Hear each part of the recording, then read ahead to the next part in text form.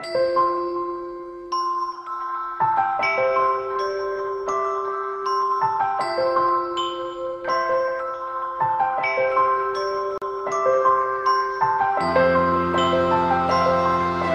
माहित आहे की आपण सध्या लोकशाहीचा सर्वात मोठा उत्सव म्हणजे सार्वजनिक निवडणुका याला सामोरे जात आहोत। आणि आज 2014 ते 2019 विशेषतः या 5 वर्षामध्ये ज्या पद्धतीनं धर्मांध आणि जातीवादी ताकदींनी संपूर्ण देशामध्ये आणीबाणीसारखी परिस्थिती कायदा सुव्यवस्थेला मोडण्याचं काम केलेलं आहे। सर्वसामान्य लोकांचं सामान्यपणे जगणं आता अशक्य होत आहे।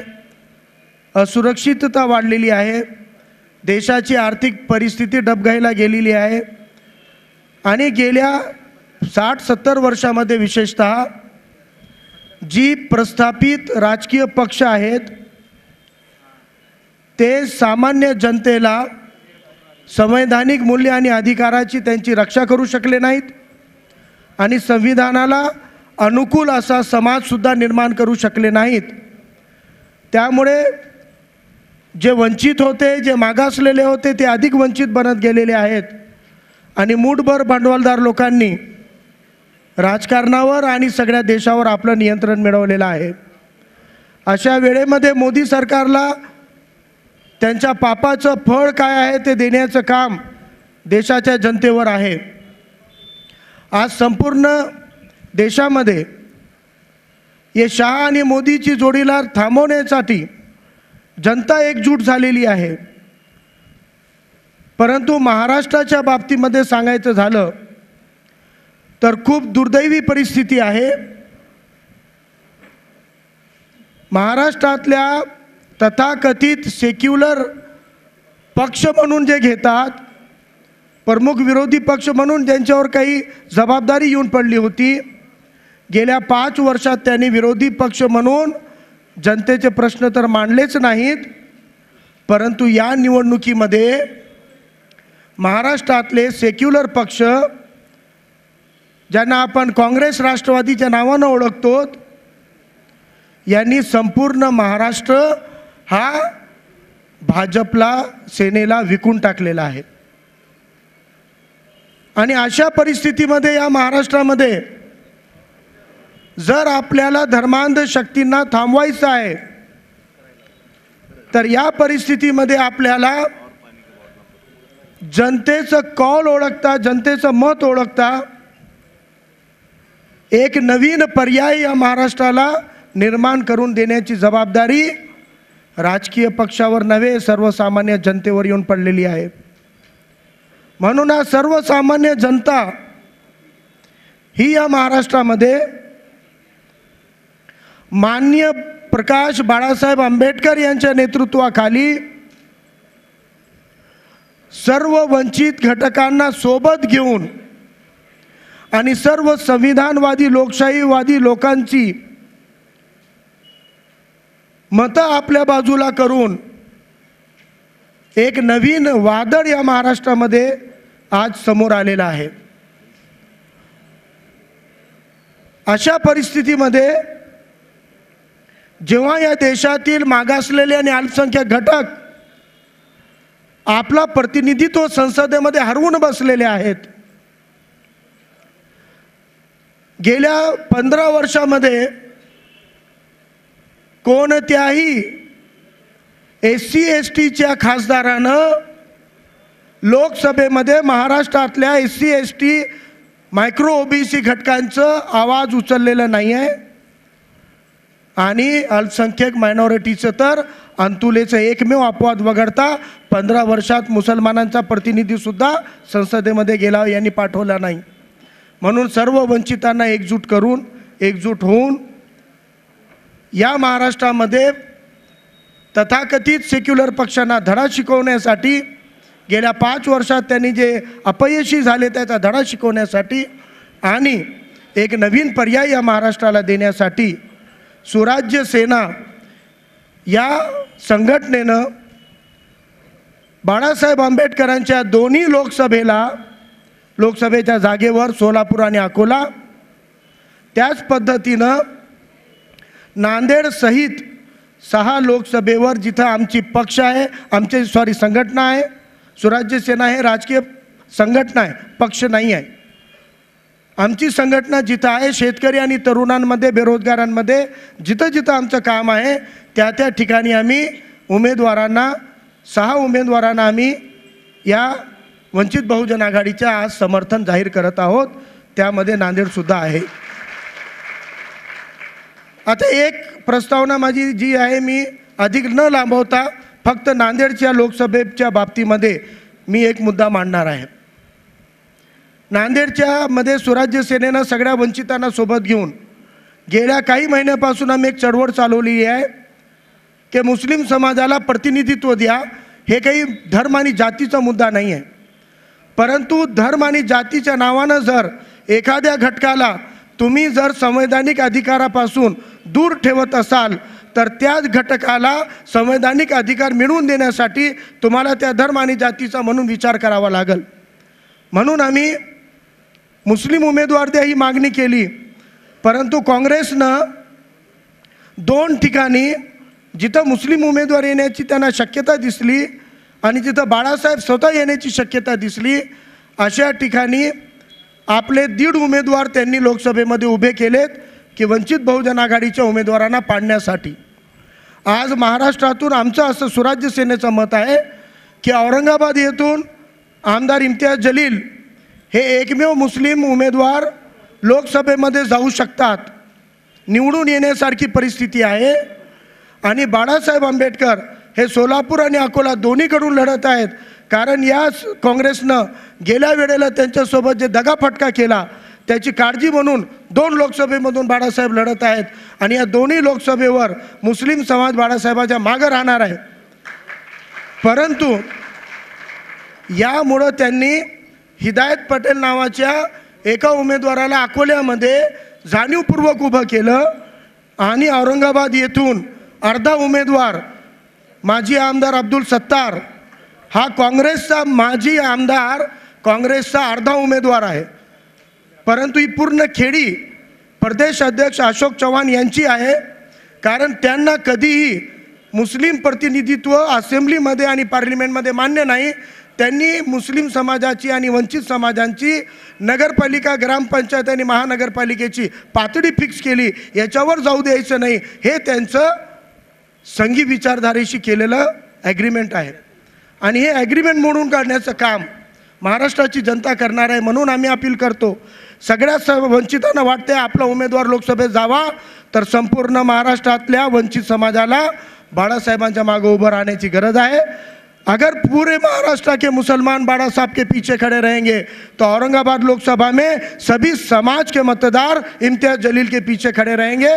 उसको अगर पार्लियामेंट में भेजना है तो हम लोगों को सब बाड़ा साहब के साथ खड़े रहने की ज़रूरत है. या हेतूनं आज आम्ही नांदेडचे लोकसभा उमेदवार, प्राध्यापक, 14 वर्षापासून माझे स्वतः चळवळीतले ते मित्र आहेत, सामाजिक क्षेत्रामध्ये त्यांचं प्रचंड काम आहे, PhD केलेले अति शिक्षित आहेत आणि सामान्य लोकांनी विवेकवादी चळवळीशी नाता असलेला असा उमेदवार आपल्या सगळ्यांच्या मदतीनं लोकसभेमध्ये पाठवायचा आहे. म्हणून तिथं आपला हातभार लावावा म्हणून आज आम्ही यशपाल भिंगे यांना नांदेड येथून व इतर 6 पूर्ण जागांना समर्थन जाहीर करत आहोत. धन्यवाद. काही प्रश्न असतील तर घेता येईल. कोडसे पाटिल साहब एक संविधानवादी, एक बहुत अच्छे सामाजिक कार्यकर्ता है, लेकिन पहली चीज़ तो उनको टिकट नहीं दिया गया ये बात नहीं है. उन्होंने खुद ने ये स्टैंड किया था कि मैं जनता दल सेक्युलर का बी फॉर्म लूँगा. कांग्रेस की जनता दल सेक्युलर से आघाड़ी है, कांग्रेस ने वहाँ समर्थन देना और बहुजन वंचित ने भी हमको समर्थन देना, इसलिए बहुजन वंचित आघाड़ी ने अपना सपोर्ट डिक्लेयर किया था. लेकिन JDS का और कांग्रेस का नहीं जमा, उनको बी फॉर्म नहीं मिला. इस वजह से उनकी शर्त थी कि अगर बहुजन वंचित और कांग्रेस दोनों का समर्थन रहा तो मैं लड़ूंगा, इसलिए वो नहीं लड़े, पहली चीज़।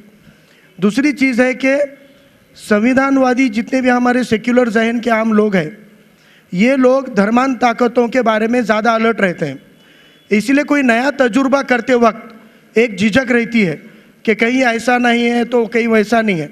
लेकिन आपके जानकारी के लिए मैं एक मिसाल देता हूँ कि पीछे हम एक दलित समाज के हमारे दोस्त के पास शादी में गए थे, तो उससे जब हमने पूछा कि भाई अभी ये क्या चल रहा है, तो उसने बोला की सर माझ्या शेजारचं एक माणूस आहे, कामाला जाताना बायकोला सांगून गेलं की हे बघ हे 2000 रुपये डब्यात ठेवायलो, जर वंचितचे लोक आले तर त्यांना हे पैसे दे आणि सांग आमचं मतही आहे पैसेही आहे।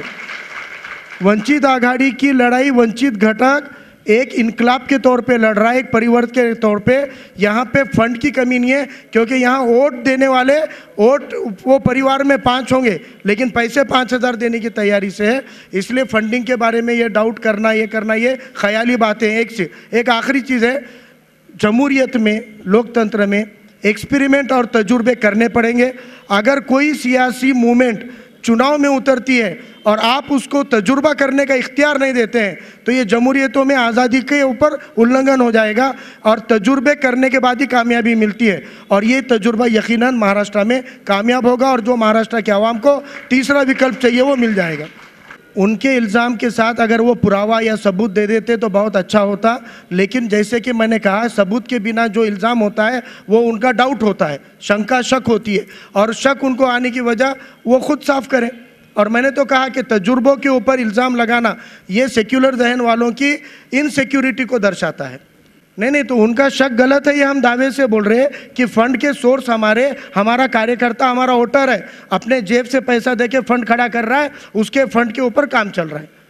देखिए मैं आपको एक बात बता रहा हूँ कि मुसलमान को पिछले 40 सालों में ख़ास तौर से कांग्रेस ने एक हथियार के तौर पे इस्तेमाल किया है, और वो हथियार मुसलमानों की उम्मीदवारी देने वाला नहीं है, तो किसी की सीट काटने के लिए ज़्यादातर कांग्रेस ने इस्तेमाल किया। मैंने साफ अल्फाज में कहा कि हिदायत पटेल पिछले बारी में आपने देखा कि वहाँ पर सिर्फ मुसलमानों के वोटों पे कैंडिडेट वहाँ पे भी नहीं आ सकता, लेकिन जब यहाँ पूरी वहाँ के मुसलमानों ने इस बार पिछली गलती को सुधारने का मन बनाकर बाड़ा साहब के पीछे खड़े रहने का ऐलान किया हुआ था, ऐसे वक्त में जब उन्होंने देखा कि बाड़ा साहब की उम्मीदवारी डिक्लेयर हुई, उसके बाद ही उन्होंने वहाँ पर अपने कैंडिडेट को प्लांट किया, इससे ये शक पड़ता है।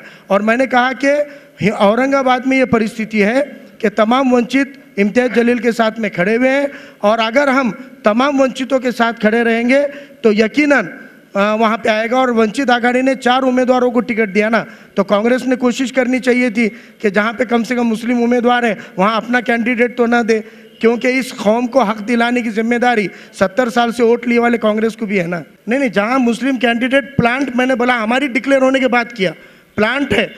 मैं आपको एक मिसाल देता हूँ, कोरसे पाटिल साहब का नाम चल रहा था, तब तक अशोक चौहान का स्टेटमेंट है कि अब्दुल सत्तार जो आमदार है उन्होंने कहा कि मैं नहीं लड़ूंगा, लेकिन जैसे ही इम्तियाज़ जलील क्या एमआईएम ने इंटरफेयर किया, बाड़ा साहब ने ऑफर किया एमआईएम को कि इम्तियाज़ जलील को टिकट दो, उसके बाद तक उनका कैंडिडेट डिक्लेयर हो गया था।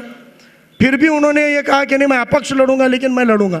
मैं ये कह रहा हूँ कि वहाँ पर मुस्लिम कैंडिडेट को गिराने की कांग्रेस की सरासर ये साजिश है। अब ये सवाल आपका जो है, इसके ऊपर जवाब पे आप एक थोड़ा रिसर्च कीजिए। जनवरी महीने में बाड़ा साहब ने खाली एक ही कैंडिडेट डिक्लेयर किए थे, पहला नांदेड़ का। उस वक्त उन्होंने कहा था कि हम लोगों को आप 12 सीट दे दीजिए, हम लोग आपका घटक बनने को तैयार हैं। लेकिन कांग्रेस की तरफ से जनवरी महीने में अधिकृत कोई पत्र भी और कोई टॉक भी जनवरी में नहीं हुआ। बाड़ा साहब ने 31 जनवरी की डेडलाइन दी है, कहा कि 31 जनवरी तक अगर कांग्रेस हमको बातचीत करती है तो हम 12 जगह के डायलॉग के लिए तैयार है, आ जाए। लेकिन 31 जनवरी तक कांग्रेस ने पहल नहीं की, और 31 जनवरी के एक दिन पहले जाकर वहाँ पर उन्होंने कहा कि हम आपको 2 सीट देंगे और 2 सीट के ऊपर आप लड़ो। तो वो टॉक अधूरा रहा। फिर बाड़ा साहब ने आगे की प्रक्रिया में अपने जो कैंडिडेट तैयार हो गए उनको डिक्लेयर किया, और तब ये करते करते आखिर में जब ऑथोराइज उन्होंने बात की तब तक ये परिस्थिति आ गई थी। तो नहीं, मुझे क्लियर करने दो। तो जब कैंडिडेट डिक्लेयर हो जाते हैं और पूरे समाज का जब मत होता है तो उसमें डायलॉग नहीं। लेकिन मैं आखिरी बात बोलता हूँ आपको इस बारे में, मुंबई की सभा से बाड़ा साहब ने क्लियर कहा सीटों की बात कर रहे हो, छोड़ दो, हमको सीटों पे कोई इंटरेस्ट नहीं है। खाली एक हमको बताओ कि आरएसएस को कानून की चौकट में लाने के लिए तुम क्या हमको प्रोग्राम दे सकते हो, क्या तुम्हारे पास में उसके आइडिया है, उतनी दे दो, हम सीटों के ऊपर कोई भी लेवल पे कॉम्प्रोमाइज़ करने तैयार है।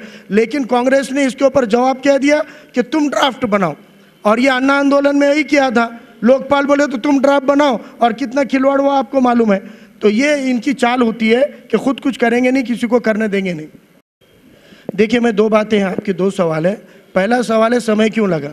स्वराज्य सेना ने यह तय किया था कि हम non BJP non Congress candidate का समर्थन करेंगे, non BJP non Congress candidate को हमारा प्राधान्य रहेगा, और कांग्रेस के साथ में वंचित आघाड़ी चली जाती तो हम उसके 6 कैंडिडेट जो है उनको सपोर्ट शायद नहीं देते।